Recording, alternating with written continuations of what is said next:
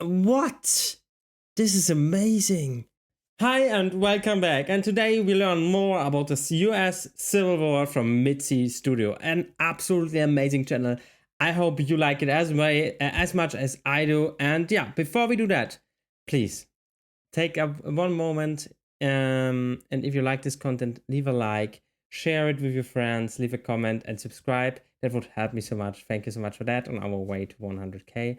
And also, if you want to see more of me, you can definitely check out my Patreon and my channel memberships. Both links are in the description. And now let's go into the video. Today we're diving into the biggest family feud in American history, the Civil War, a drama filled with slavery, heroes, and battles. With Fort Sumter being the Again, I have to tell this every single time. I absolutely adore this cutesy little animation style that they do. It's totally gorgeous. I don't know. It's so cute and at the same time, so you know, it still shows everything. You know, they don't show back, which is also, of course, absolutely terrible for me and cutting. But you know, we have to do it. That lit the powder keg.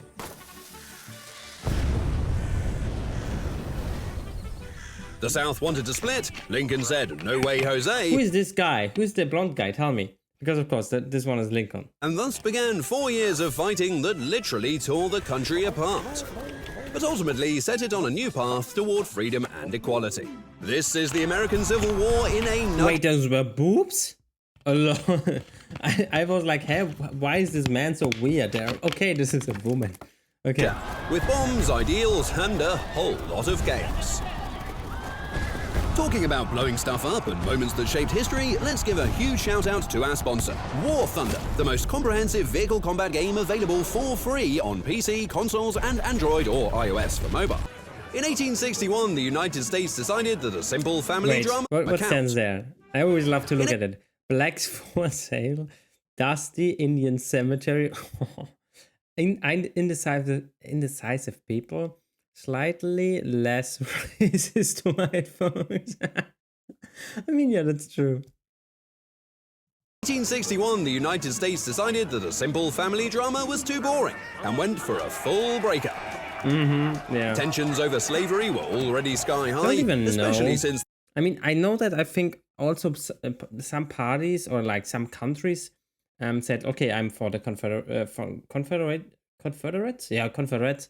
And I'm from the north and I'm for the south, you know. I don't know even what Germany was for. Tell me in the comments. I think France was for the south, right? Or was it for the north? The South had a business model that practically ran on free labor. Just like modern sports brands and phone manufacturers. You know, that sort of thing.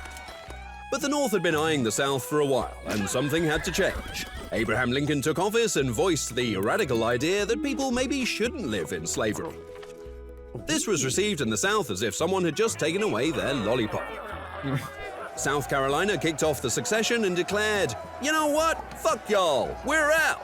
Other southern states thought, "Get bent, y'all. Piss off, y'all. Y'all can shove it. Drop dead, y'all. Y'all kiss my big old southern ass. Y'all can take your shit and go. Go to hell, y'all. Y'all go piss up a rope. Eat a bag of dicks, y'all, and screw you guys, y'all." And joined the new Confederate States of America, with Jefferson Davis as their president.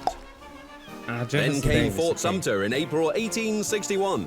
The Confederacy decided to throw the first punch by firing on the Union fort in Charleston, officially starting the war. The North...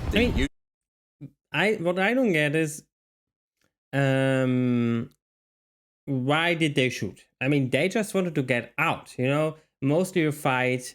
You know, mostly the party that does not want that that some of the states split away starts to fight. So I'm like, why did the South shoot? And the South, the Confederacy, were now officially in conflict, and both sides built large armies to prove their point. The North had more people, more railroads, and more factories. I find, to be honest, what do you say? Do you like more the uniform, just the uniform? Of the South or of the North? I love navy blue, so I'm always for the North. Relied more heavily on courage and some brilliant generals like Robert E. Lee. Lee, who had originally wanted to fight for the Union but felt compelled to defend his home state of Virginia. He opposed slavery for Join the Union. A life without handy, cheap slaves. Cook your own dinner. Clean your own room. Wash your own clothes. This is awesome. Sign here. Join the Confederates. More slaves for you. I love it. Retire early. More time to relax. More time with your family. This is awesome. Sign here. Okay. a philosophical perspective, whatever that is. Yet he supported its legality and held hundreds of slaves.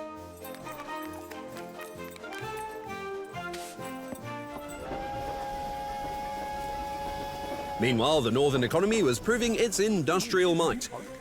The South was mostly dependent on agriculture and struggled to acquire war supplies, increasing their logistical pressure and reliance on overseas trade with countries like Great Britain.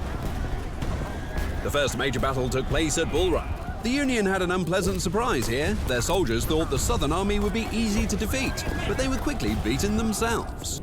This battle was a wake-up call for the Union, who realized that the war would be much harder than they had thought. There followed many bloody battles, such as Shiloh and Antietam. The Battle of Antietam in 1862. Please hit like and subscribe. It would help me so much. Thank you. The bloodiest single-day battle in American history showed the determination of both sides to keep fighting. Oh my god, this is a firework. What the hell? They are... what? This is amazing. Like, they are outdoing themselves here.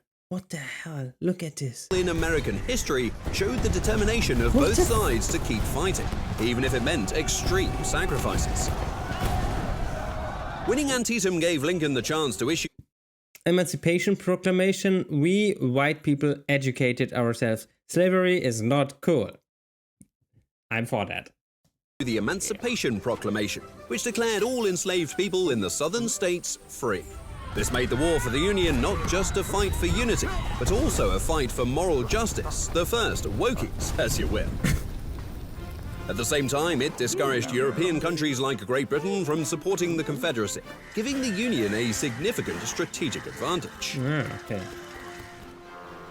Another important factor was control of the Mississippi River. What the Union launched an Anaconda Plan. No, I hear what you're thinking, but that wasn't it. It was a plan to surround and exhaust the South by cock-blocking. Cutting off their supply of weapons and goods. Okay. By capturing control of the Mississippi, the Union split the South in two, making it harder for southern states west of the river to connect with the eastern forces. In 1863, General Grant led the siege of Vicksburg, giving the Union complete control of the Mississippi. This was a massive blow in the nutsack to the South, and left them both economically and strategically castrated. Same. The Battle of Gettysburg in 1863 became one of the war's most crucial battles. General Lee tried to turn the tide of the war with an invasion of the North by attacking Pennsylvania, but his troops were eventually crushed like goobers. Gettysburg became a turning point. From that moment, the South was modestly on the defensive. Lincoln seized the victory to give his famous Gettysburg Address, calling for a new birth of freedom for a nation dedicated to the proposition that all men are created equal. In 1864, Ulysses S. Grant, nicknamed the Butcher, became the Union's commander and adopted a strategy of constant attacks to wear down the Confederacy. He launched the Overland Campaign, sending his armies to relentlessly engage Lee's forces. Grant's approach was simple and ruthless. The Union had more soldiers and resources, so if he just kept attacking the Confederacy, their reserves would eventually run dry. This led to bloody battles, such as the Battle of Wilderness and Spotsylvania. Meanwhile, Union General William Tecumseh Sherman led his famous March to the Sea in 1864. Tecumseh Sherman led his famous March to the Sea in 1864. What began in Atlanta turned into a trail of destruction toward the Georgia coast.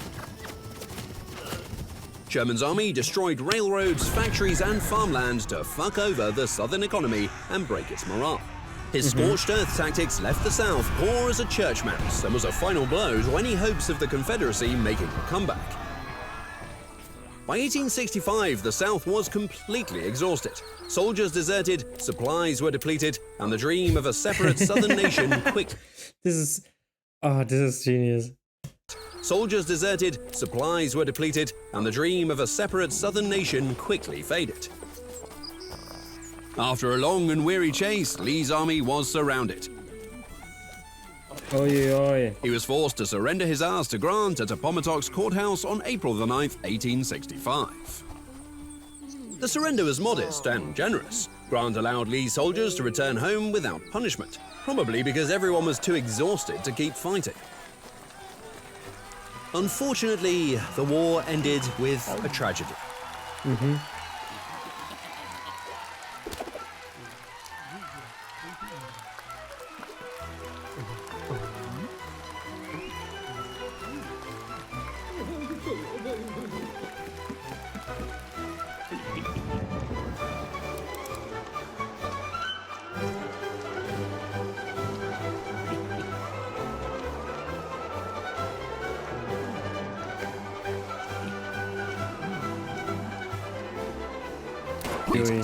By John I Broke a Foot Wilkes Booth.